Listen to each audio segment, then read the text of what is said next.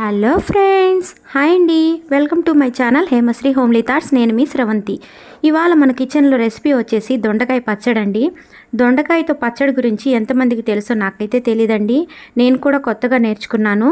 So నాకైతే చాలా అంటే చాలా బాగా నచ్చిందండి. మీ అందరికి కూడా నచ్చుతుందని అనుకుంటున్నాను. ముందుగా మన ఛానల్ని ఫస్ట్ టైం ఎవరైనా చూస్తున్నట్లయితే ప్లీజ్ లైక్ చేయండి, షేర్ చేయండి, అలాగే సబ్స్క్రైబ్ కూడా చేయండి. సబ్స్క్రైబ్ చేసిన తర్వాత పక్కనే ఉన్న గంట సింబల్ను కూడా ప్రెస్ చేయండి. అలా ప్రెస్ చేసినప్పుడే నేను ఏ వీడియో పెట్టినా నోటిఫికేషన్ ద్వారా మీ వరకు వస్తుంది. ఓకేనా ఫ్రెండ్స్? సో ఇప్పుడైతే మనం దొండకాయ పచ్చడిని ఎలా ప్రిపేర్ చేయాలో తెలుసుకుందాం.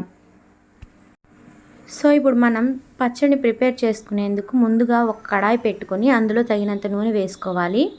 అందులో 1 స్పూన్ జీలకర్ర, 1 స్పూన్ ధనియాలు వేసుకొని ఫ్రై చేసుకోవాలి.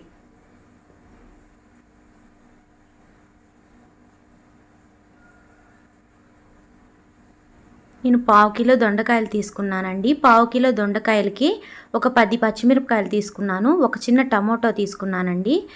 దొండకాయల్ని వీడియోలో చూపిస్తున్న విధంగా సన్నగా పొడవుగా కట్ చేసి పెట్టుకోవాలి. ఇప్పుడు పచ్చిమిర్చి కూడా వేసి కొద్దిగా ఫ్రై చేసుకొని మనం ముందుగా కట్ చేసి పెట్టుకున్న దొండకాయ ముక్కల్ని కూడా వేసుకొని ఒకసారి ఫ్రై చేసుకోవాలి. ఇప్పుడు ఇందులోనే మనం ముందుగా కట్ చేసి పెట్టుకొని ఉన్న ఒక చిన్న సైజ్ టమోటాని కూడా వేసి ఒకసారి బాగా కలుపుకోవాలి. ఇప్పుడు ఇందులో ఒక చిన్న నిమ్మకాయ సైజ్ అంతా చింతపండును కూడా వేసుకోవాలి. కొద్దిగా రాళ్ళుప్పు అంటారు కదండి, అది కల్లుప్పు, అది కూడా వేసుకోవాలి. ఇప్పుడు మూత పెట్టి ఒక 5 నిమిషాల పాటు వీటన్నింటినీ బాగా మగ్గించుకోవాలి. ఒకసారి మూత తీసి చూద్దాం. చూస్తున్నారు కదా, ఇవి ఇంకా కొద్దిగా మగ్గాలండి. మళ్ళీ మూత పెట్టి ఒక 2 నిమిషాల పాటు బాగా మగ్గించుకుందాం. ఇప్పుడు మూత తీసి చూస్తున్నాను. సో ఈ విధంగా మగ్గిన తర్వాత వీటన్నింటినీ పూర్తిగా చల్లార్చుకొని ఒక మిక్సీ జార్లోకి తీసుకొని గ్రైండ్ చేసుకోవాలి.